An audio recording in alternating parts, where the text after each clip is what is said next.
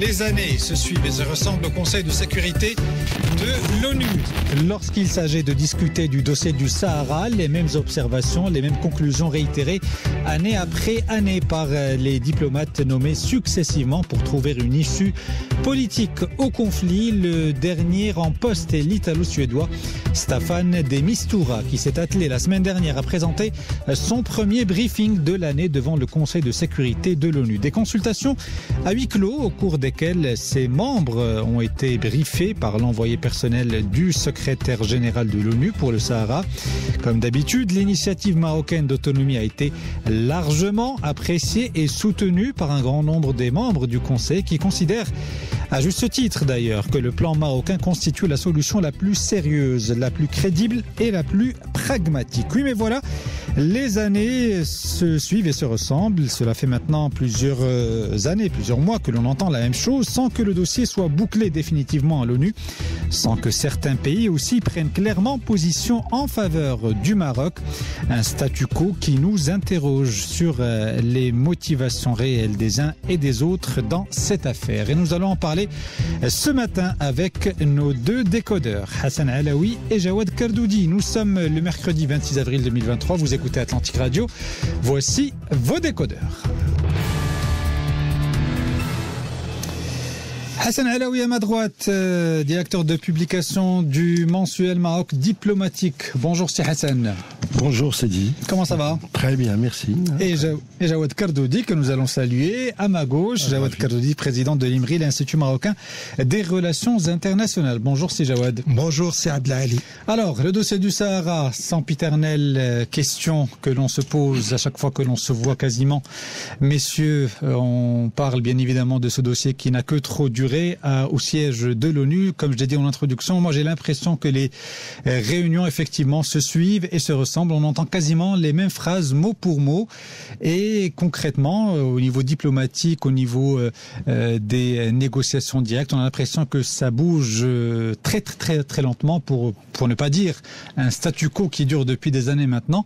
Est-ce que vous partagez ce sentiment et surtout à qui profite ce statu quo? Je commence par vous, Jawad Kardoudi, si vous le voulez. Eh ben, vous avez parfaitement raison. Il n'y a pas d'avancée dans cette question du Sahara. Il y a par contre, toutes les avancées en faveur du Maroc. Ça, il y en a avec la reconnaissance des États-Unis, de 12 pays européens, les consulats généraux, etc. Donc, beaucoup d'avancées sur le plan marocain. Maintenant, il n'y a pas pour le moment d'issue. Je ne veux pas être pessimiste, mais même s'il y a des tables, les fameuses réunions, donc les tables rondes, ce qui compte c'est le fond.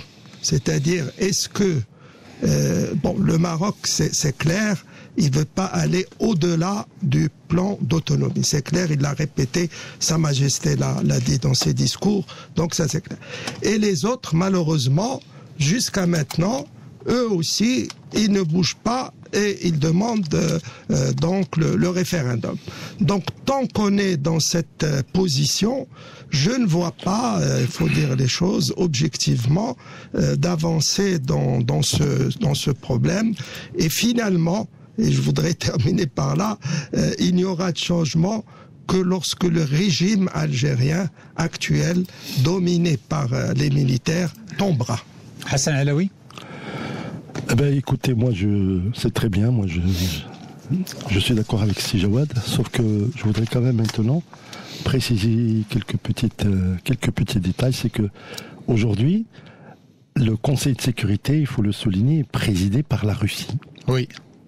C'est très important dans le contexte international actuel. On sait très bien ce que c'est que la guerre d'Ukraine, qui évidemment mobilise la planète, mobilise les États-Unis et l'Europe en particulier. Et donc, le fait que ce soit la Russie qui préside le Conseil, ça nous interpelle. Ça nous interpelle, d'autant plus que on a remarqué que les discussions sur ce qui habituellement fait l'objet d'un examen, vous disiez tout à l'heure à huis clos, sur la question du Sahara pour préparer la résolution qui devra normalement être annoncée ces jours-ci, eh ben on n'y connaît rien, il y a une opacité totale sur ce dossier pour l'instant. Donc, même pas... Mais on peut la rédiger dès maintenant, vous le savez très très bien. Chaque année, c'est quasiment la même. Oui, c'est la même, comme vous disiez, mais quand même, cette année, ça prend un petit ton particulier parce que le silence, jamais on est resté, je veux dire, dépourvu, si vous voulez, de petites nuances ou de notes qui sortent, qui filtrent comme ça, qui sont délibérément ou involontairement annoncées. Ce qu'on appelle dans notre jargon les sources bien informées qui rapportent des éléments de langage. Là, il n'y a rien, c'est l'opacité totale. Comment vous l'interprétez, ça ? Je l'interprète. Est-ce que c'est lié au fait que c'est la Russie qui préside le Conseil de sécurité ? Est-ce que il y a des changements, je veux dire, que nous ne connaissons pas, notamment depuis l'arrivée d'Amistora, donc comme émissaire spécial des Nations Unies, et moult questions qui se posent, évidemment. Est-ce que la dernière résolution, donc, qui était un peu le 2654, oui, qui demandait explicitement à l'Algérie de participer, d'assumer sa responsabilité en tant que, bien sûr, membre du conflit, est-ce qu'il, justement, il ne pose pas problème? Acceptera-t-elle, je veux dire, l'Algérie acceptera-t-elle cette fois-ci de s'associer au processus des Nations Unies, ou restera-t-elle, je veux dire, figée dans sa position traditionnelle, qui est non seulement de ne pas avoir accepté, d'avoir rejeté même la dernière résolution pertinente du Conseil de sécurité? Est-ce que les tables rondes dont a parlé Jawad pourront éventuellement réunir aussi, bien sûr, l'Algérie, qui a refusé jusqu'ici, qui a rejeté ce processus des tables rondes? Donc il y a moult questions, un certain nombre, j'allais dire, d'interrogations qui nous interpellent, et nous en sommes là aujourd'hui, avec évidemment des bribes d'informations qui circulent, et c'est là selon lesquelles le Conseil de sécurité a pris acte du plan d'autonomie proposé par le Maroc en avril 2007. Tout ça nous appelle à plus de prudence. Et tant que le texte n'a pas été, je veux dire, soumis au vote, ou ne serait-ce que, je veux dire, à la préparative du vote par la rédaction finale que les États-Unis assurent chaque année, nous ne pouvons pas nous prononcer aujourd'hui. Il faut simplement être prudent, sachant pertinemment que le Maroc, fidèle à sa position, gagnant beaucoup en estime, Jawad l'a rappelé, des reconnaissances internationales, 12 pays européens, les États-Unis, tout ça, c'est important. Et il ne faudrait pas justement négliger ces détails. Et c'est là-dessus que se base aujourd'hui, je crois, qu'une négociation très difficile, parce que la position figée, le refus catégorique de l'Algérie l'année dernière, n'est-ce pas, est en train, évidemment, de nous interpeller encore. Alors nous allons revenir sur la diplomatie marocaine, en tout cas le paradigme de la diplomatie marocaine, qui a quelque peu évolué avec le temps. Ça fait combien? Ça fait 40 ans que vous suivez ce dossier du Sahara? 47 ans. Donc vous avez pu assister justement aux différentes phases de négociation, en tout cas de la manière, de l'approche du Maroc dans ce dossier. Moi j'ai l'impression qu'il y a eu pas mal de changements ces derniers temps, à travers notamment des reconnaissances directes de pays au-delà du cadre des négociations diplomatiques et politiques au niveau de l'ONU. Nous allons y revenir dans un instant, mais j'aimerais avoir la réaction de Jawad Kardouli sur un élément que vous avez soulevé, Hassan Alaoui, justement le fait que la Russie préside cette fois-ci le Conseil de sécurité de l'ONU. Est-ce qu'au fond ça change quelque chose, même si on sait que toutes les résolutions doivent être adoptées à l'unanimité par les 5 pays membres permanents, mais tout de même, la présidence russe, est-ce que ça peut diriger les débats et les discussions vers un sens ou vers un autre, Jawad Kardouli? Moi, je ne le pense pas. Je respecte bien sûr la position de Hassan. Pourquoi? Parce que déjà, la Russie est dans une situation déplorable. Voilà un pays qui a agressé un autre pays et qui préside le Conseil de sécurité. Donc vraiment, c'est quelque chose d'inimaginable, et c'est pour cela que j'ai demandé plusieurs fois la réforme de l'ONU. L'ONU ne peut plus rester telle qu'elle est. Vous voulez exclure la Russie du Conseil de sécurité? Non, la réforme. Il faut réformer ce Conseil de sécurité qui date de 1945, la Seconde Guerre mondiale, et qui ne reflète plus le monde actuel. Donc, je n'ai pas peur personnellement, parce que il y a aussi les autres pays. N'oublions pas la France, malgré tout ce qui a été dit, à l'ONU, elle nous a toujours quand même soutenus. Nous allons revenir sur le cas de la France, soyez patients. Le Royaume-Uni, lui, je pense pas que ça l'intéresse beaucoup, cette question, mais il n'est pas contre nous. La Chine, évidemment, a une position quand même équilibrée, parce que jusqu'à maintenant, elle ne s'est jamais opposée, elle n'a pas mis son veto sur les résolutions, même lorsqu'elles sont favorables au Maroc. Donc, je pense que, vu la situation actuelle de la Russie, vu le soutien des conseils, des représentants permanents, parce que c'est ça le plus important, moi je ne me fais pas beaucoup d'inquiétude. Et comme vous l'avez dit, je vous rejoins, on va avoir une résolution avec exactement les mêmes termes qu'on répète chaque fois. On n'en sait rien, vous savez, on n'en sait rien. Oui, rapidement. Un petit détail, c'est que pour la Chine, elle a pratiquement le même problème que nous, c'est-à-dire en fait, elle réclame le parachèvement de son intégrité territoriale par Taïwan, et donc c'est pratiquement le même processus que nous. Vous y voyez des similitudes, mais convenez que ce n'est pas la même chose.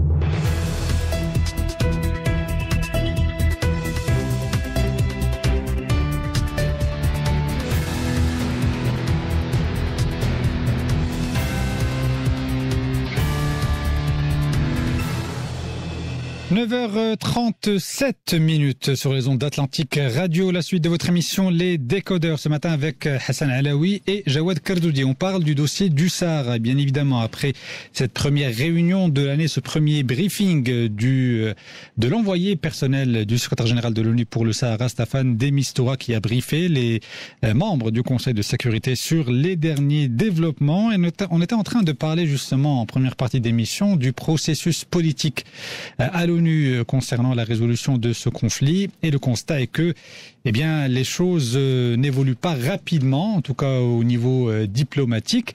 Et je voulais vous lancer tout à l'heure, Hassan Alaoui, sur justement la façon de faire du Maroc dans cette affaire.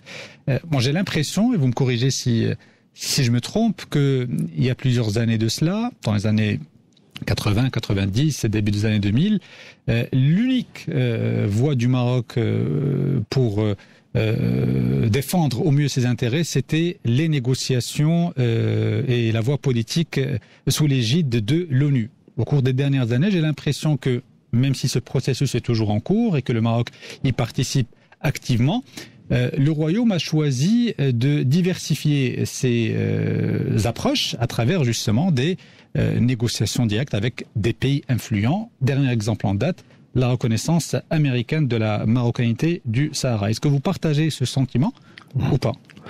Alors, il y a deux choses que je voudrais mettre en valeur. C'est dans cette approche diplomatique du Maroc à laquelle il faut rendre hommage, parce que les choses bougent, malgré tout ce qu'on peut y penser.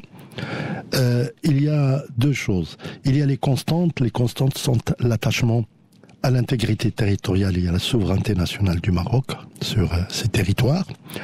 Et il y a les données, le processus évolutif qui est évidemment une certaine adaptation.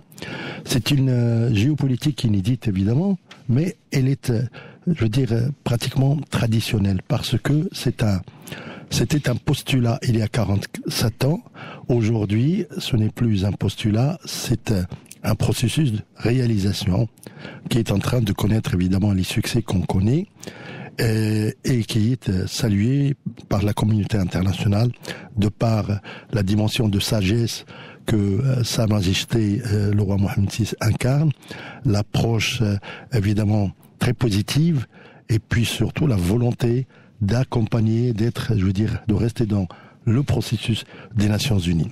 Ce qui n'est pas le cas pour nos adversaires. Alors, moi je voudrais souligner aujourd'hui, il y a un truc important avant que je n'oublie, comme ça je laisse la parole. Il y a quelque chose qui se passe en ce moment, c'est une prise de conscience, entre guillemets, inédite, nouvelle, du gouvernement algérien par rapport à cette affaire du Sahara. C'est-à-dire qu'en fait, il est en train de se réadapter, il est en train de changer les mécanismes.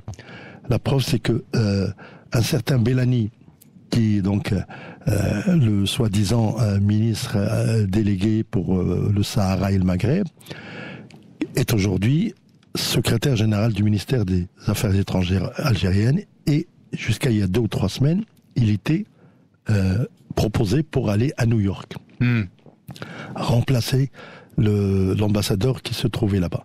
Aujourd'hui, l'ambassadeur algérien qui se trouvait aux Nations Unies quitte New York pour devenir directeur de cabinet du président Tebboune. Et on sait que cet ambassadeur, c'est un virulent opposant au Maroc, c'est un virulent opposant à la solution politique, et donc il intègre aujourd'hui le cabinet du président de la République, n'est-ce pas, en étant à côté de Bellamy, qui lui, évidemment, garde le secrétariat général des Affaires étrangères. Il y a une volonté manifeste de prendre en charge ce dossier du Sahara. Et aujourd'hui, le Maroc, évidemment, avec sa politique dynamique et tout, qui dépasse un petit peu tous les calculs, provisoires, temporaires et tout ça, il faudrait absolument que le Maroc, évidemment, réorganise aussi sa riposte en fonction de cette dimension inédite qui est l'engagement, de l'Algérie par rapport au Polisario, qui est renouvelé à chaque discours, qui est toujours répété, n'est-ce pas, et qui ne cesse de nous rebattre, si vous voulez, permettez-moi l'expression, les oreilles. Donc, il y a maintenant, aujourd'hui, je pense personnellement, à la lumière de la résolution qui va être proposée 2 ou 3 jours ici, d'ici 2 ou 3 jours, il y a une nécessité, un impératif pour le Maroc de regarder un petit peu de plus près ce comportement inédit de l'Algérie qui va évidemment nous propulser encore davantage dans le brouillamini habituel. Voilà. Jawad Kardoudi, est-ce que vous partagez ces inquiétudes ? Oui, alors je réponds à votre question. Effectivement, la question du Sahara relève de l'ONU et le Maroc n'a jamais mis en cause cela. Ça ne l'empêche pas, parallèlement, à faire la bataille diplomatique. Et la bataille diplomatique, depuis presque un demi-siècle maintenant, ça a consisté d'abord à ce que les pays qui ont reconnu la race puissent ne plus la reconnaître, consiste aussi à avoir des États importants comme les États-Unis de reconnaître la souveraineté du Maroc sur le Sahara. Donc l'un n'empêche pas l'autre. Au contraire, plus on avance sur le plan diplomatique et plus notre position devient plus favorable au niveau de l'ONU. Mais de toute façon, même si plusieurs pays nous reconnaissent la marocanité de notre Sahara, il faudra en définitive revenir à l'ONU, parce que sur le plan juridique, seule l'ONU peut décider que le Sahara est partie prenante du territoire marocain. Ça, c'est ma première remarque. Alors la deuxième, je pense que vous allez nous... Que faire ? Parce faut se poser la question, que faire ? Alors il y a 2 questions. Que faire et aussi à qui... Parce que malgré tous les développements que vous avez évoqués, il y a tout de même un certain statu quo qui s'est installé depuis pas mal d'années et qui risque de durer encore plusieurs années. La question qui se pose, c'est que faire pour en sortir, mais aussi à qui profite ce statu quo et est-ce qu'il est tenable sur la durée ? Absolument. D'abord, moi je n'attends rien du régime algérien actuel, que ce soit à l'ONU, au ministère des Affaires étrangères. De toute façon, ceux qui décident de la politique concernant le Sahara, ce sont les militaires. C'est les militaires qui décident. Donc que ce soit un secrétaire général, ça n'a aucune importance dans ce pays qui est dirigé par les militaires. Alors maintenant, que faire ? Et vous l'avez bien posé. Il faut, à mon avis, d'abord nous sommes chez nous. C'est important de dire nous sommes chez nous. Qu'est-ce que ça veut dire ? Ça veut dire que quand on va là-bas, moi j'ai été plusieurs fois, on a notre police, on a notre administration, vraiment... Et puis les infrastructures qui se développent aussi. On se sent chez nous au Maroc. Donc ça c'est la première chose. Ensuite, comme vous l'avez dit, il faut continuer, ça j'ai toujours insisté là-dessus, le développement de ces provinces du Sud. Donc ça continue d'ailleurs et attendre, qu'est-ce qu'on peut rien faire, attendre qu'il y ait, comme je l'ai dit au départ, un changement de régime en Algérie. Hassan Alaoui, pour conclure, à qui profite le statu quo et est-ce que ce statu quo est tenable sur la durée, sur le long terme selon vous ? Je pense pas qu'il faille parler de à qui profite. Ce n'est pas ça. C'est une situation figée, n'est-ce pas ? Ce sont des. Je reformule ma question. Oui. Qui a intérêt à ce que le statu quo perdure ? Ce qui a intérêt à ce que c'est les adversaires de notre cause, tout simplement. Parce que, vous savez, je vous rappelle quelque chose, c'est qu'en 1974-75, c'est le président algérien, Boumedienne, qui a créé le problème, en disant, je me souviens de cette formule, on va mettre l'épine sous le pied du Maroc. Et c'était ça. C'est-à-dire, en fait, tout ce que entreprend le gouvernement algérien est en fonction du Maroc. Il n'y a rien qui se passe qui ne soit lié au Maroc, n'est-ce pas ? Et donc, c'est une manière un petit peu, d'abord, vraiment, qui commence à être dénoncée du gouvernement algérien, tout simplement pour poser les problèmes, créer une situation irréversible, entre guillemets, au Maroc, qui évidemment avance, qui est un pays pacifique, qui s'est fait amputer par le colonialisme, par la France en particulier, n'est-ce pas ? Tous les territoires, je le répète maintenant, peut-être c'est pas le moment, mais tous les territoires de l'Est marocain, ça va pratiquement de 5 à 6 territoires qui sont Bachar, Saoura, Tindouf. Jusqu'à 1963, ces territoires étaient marocains et les populations sortaient avec les photos du roi parce qu'ils voulaient être intégrés au royaume du Maroc. Et ils ont été tabassés, massacrés, réprimés par évidemment le gouvernement de l'époque. Et puis le découpage colonial a fait que le Maroc doit aujourd'hui revendiquer ses territoires, tout simplement. C'est la seule façon pourquoi l'Algérie a pris ses territoires et elle veut encore prendre le Sahara, comme on dit occidental. Ce n'est pas évident, ce n'est pas que... Ça nous amène, et j'aimerais conclure là-dessus, sur la responsabilité de la France dans cette affaire, et aussi... Il y a un exercice mémorial, un exercice, comme on dit aujourd'hui, c'est la mode, mémorial qu'il faudrait, ouvrir, n'est-ce pas, pour que les gens comprennent, évidemment, d'où la source, si vous voulez, du problème.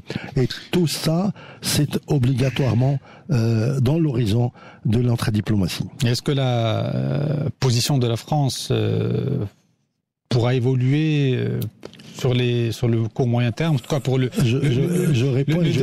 dernier mandat, enfin les dernières années d'Emmanuel Macron, est-ce qu'il faudra attendre son départ pour... On va maintenant, personnellement, ça c'est une question personnelle, je m'interroge aujourd'hui ce que sera demain le contenu de la résolution et quel sera au moment du vote, la position de la France.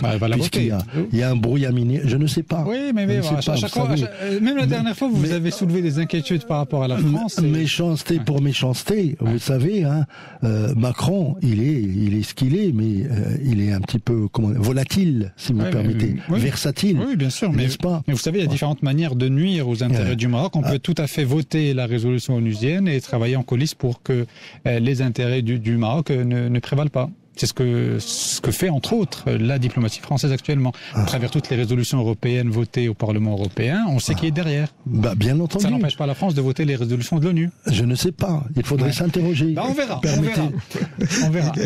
Le temps... il est méfiant. Il a bien raison. Avec Macron, il faut toujours rester méfiant. Bien sûr, il a raison. Parce que les entourloupettes, mais je vous rejoins. C'est la diplomatie des entourloupettes. Je vous rejoins sur ce dernier point. 9h50 sur Atlantique Radio, il nous reste moins de 10 minutes, mais on doit évoquer aussi un sujet d'actualité, cette guerre intestine au sein de l'armée soudanaise qui a fait plus de 450 morts depuis le début des combats et il y a 11 jours, plus de 4000 blessés également selon l'ONU. On va parler des enjeux géopolitiques de cette guerre au Soudan, mais avant cela, j'aimerais commenter, si vous le voulez bien, une déclaration du secrétaire général général de l'ONU qui s'est exprimé au sujet de ce conflit au Soudan. Antonio Guterres qui a parlé d'un risque d'une conflagration catastrophique. Les mots sont forts, les mots employés par le secrétaire général de l'ONU. Est-ce que c'est le cas selon vous? On court vers un risque de conflagration catastrophique ou est-ce que le secrétaire général de l'ONU exagère un petit peu le propos? Hassan Jawad Kardoudi. Alors, absolument. Le Soudan est entouré par 8 pays. Ça, il faut le dire. Et donc, tout ce qui se passe au Soudan a une répercussion sur d'abord les pays voisins et aussi sur l'Afrique. D'où l'implication des pays limitrophes, notamment l'Égypte, dans les négociations. L'Égypte, etc. Moi, si vous permettez, je voudrais aussi déplorer que malheureusement, dans ce pays, il n'a connu que des militaires on parlait d'ailleurs tout à l'heure des militaires algériens, et c'est un peu le même cas des militaires au Soudan. Pratiquement. Tous les régimes militaires sont défaillants. Il y a pas de... Dès l'indépendance en 1956, ce sont les militaires qui ont pris le pouvoir. Omar el-Bashir est resté 30 ans, vous vous rendez compte, 30 ans comme le chef de l'État. Et puis il y avait, je voudrais insister sur ça parce que il y avait des manifestations populaires. C'est pas l'armée au départ qui a destitué. Bien sûr, après, elle a destitué Omar el-Bashir, mais au départ, c'était un soulèvement populaire. Un soulèvement populaire qui voulait la démocratie, qui voulait, et donc malheureusement, les militaires, avec leur coup d'État d'octobre de 2021, ont repris totalement le pouvoir parce qu'au départ, ils avaient associé les civils et ils avaient même désigné un premier ministre, Abdullah Hamdok, et donc après le coup d'État, ils ont éliminé les civils. Et puis ce qui est grave et inimaginable, voilà 2 généraux qui se battent non pas pour défendre le pays qui est normalement la mission de l'armée. L'armée doit rester dans ses casernes et doit défendre le pays en cas d'agression extérieure. Non, ils se battent pour le pouvoir, c'est très simple. Exactement. Et ben voilà deux généraux qui se battent pour garder le pouvoir personnellement. Et ça, je le déplore et je le condamne. Hassan Alaoui, votre avis sur ce conflit au Soudan? Alors moi je rappelle seulement que cela un petit peu s'inscrit dans une tradition malheureusement triste et sinistre même, c'est les guerres de sécession qui ont déchiré l'Afrique depuis la décolonisation dans les années 60. On a vu le Biafra, on a vu le Congo, on a vu le Zaïre, on a vu... c'est vrai, on a l'impression que c'est le même scénario qui se répète dans dans le même tous scénario les pays. Où vous avez 2 rivaux, un général et son adjoint, n'est-ce pas, qui se disputent un jour et qui veulent s'emparer du pouvoir d'une manière définitive, comme a dit Sissi-Jawad, sans prendre en considération les désirs ou la démocratie ou le peuple tout simplement. Le peuple soudanais, c'est un très grand peuple cultivé. Et cette dimension, et je la répète, curieuse, c'est pratiquement une dimension, pardonnez-moi, anthropologique, c'est que c'est un pays arabe et un pays africain en même temps. Et jamais, si vous voulez, une composante n'a été acceptée totalement sans réveiller, si vous voulez, de l'hostilité de l'autre composante. Et le Soudan, aujourd'hui, dans une situation dramatique, qui va faire certainement des émules, d'ailleurs en s'inspirant du modèle désastreux de la Libye, n'est-ce pas ? C'est une guerre civile qui est en train de s'installer. Et tout ce qui se passe aujourd'hui, ce ne sont que des péripéties. Il faut voir le long terme. Le long terme, qu'est-ce que ça veut dire ? Ça veut dire tout simplement que c'est aujourd'hui un pays qui va retomber dans une sorte de Moyen-Âge. Et le paradoxe, je le souligne, c'est que ni l'Union africaine, ni encore moins la Ligue arabe ne se sont réveillés pour... C'est toujours les étrangers qui font l'approche. Oui, d'ailleurs, le cessez-le-feu qui a été annoncé pour les 72 heures, c'est les Américains. Et l'Arabie Saoudite, quand même. Et l'Arabie Saoudite toute seule. Mais moi, je veux dire de l'unité. 22 pays arabes doivent se réveiller aujourd'hui, n'est-ce pas, et réagir tout de suite. Je ne sais pas qui va pouvoir faire ça.